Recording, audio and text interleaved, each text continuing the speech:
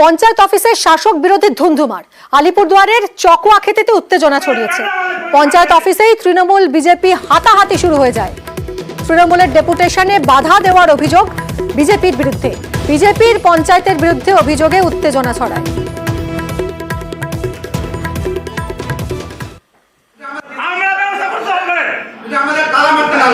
আপনি ভদ্রতাভাবে হল করে বসেন, আপনাকে এখানে তালা মেরে সারা রাত সারাদিন আপনি ব্যবস্থা করে হল করে আমরা হল করে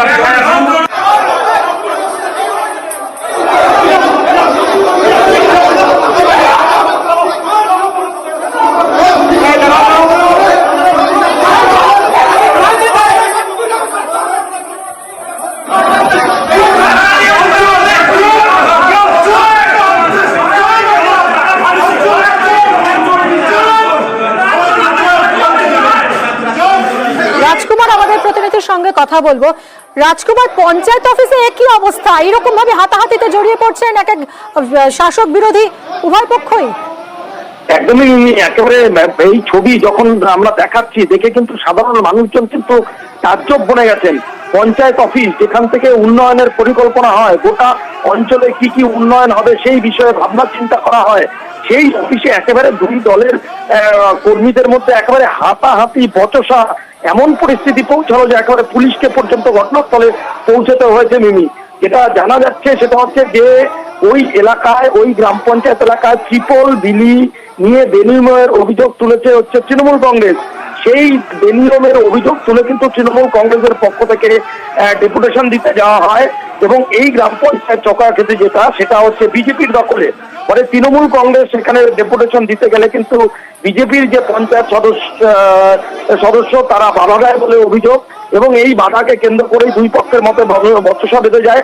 বচসা একেবারে হাতাহাতিতে গিয়ে পৌঁছায়। পরবর্তীতে অবশ্য পুলিশ পৌঁছে ঘটনার পরিস্থিতি নিয়ন্ত্রণে আনে। এই মুহূর্তে কিন্তু পরিস্থিতি নিয়ন্ত্রণেই রয়েছে। দিল্লি, ধন্যবাদ রাজকুমার।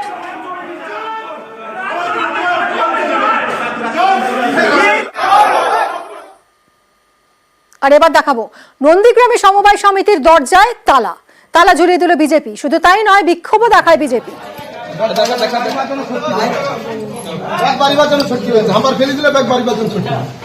অ্যাপয়েন্টমেন্ট দিয়ে টাকা নিয়েছে না, টাকাটা নিয়েছে অ্যাপয়েন্টমেন্টে দিয়ে দেন যাবে। সমবায় সমিতির গেটে তালা। নন্দীগ্রামে সমবায় সমিতির গেটে এভাবেই তালা লাগিয়ে দিল বিজেপি কর্মীরা। কিন্তু কেন? সুজিত আমাদের প্রতিনিধি রয়েছেন, আরো খবর দেবেন। সুজিত, দেখো বিবি, পুরো যে অভিযোগ সেই ইস্যুতে আজকে বিক্ষোভের ডাক বিজেপির এবং তালা ঝুলিয়ে সমবায় সমিতিতে বিক্ষোভ দেখাচ্ছেন বিজেপির কর্মী সমর্থকরা। তারা কিন্তু একটাই ইস্যুকে সামনে রাখছে, মূলত সেখানে অবৈধভাবে সমবায় সমিতিতে নিয়োগ করা হচ্ছে। অবৈধ নিয়োগের প্রতিবাদে তাদের এই বিক্ষোভ এবং বিক্ষোভ যেটা চলে, তখন কর্মীদের তো সমবায় সমিতিতে ঢুকতে দেওয়া হয়নি, উল্টে এক কর্মীকে দেখা যায় ঢুকতে গেলে তাকে একেবারে ধরে বেঁধে এনে পাশে একটি রুমে রাখা হয় পাশেই।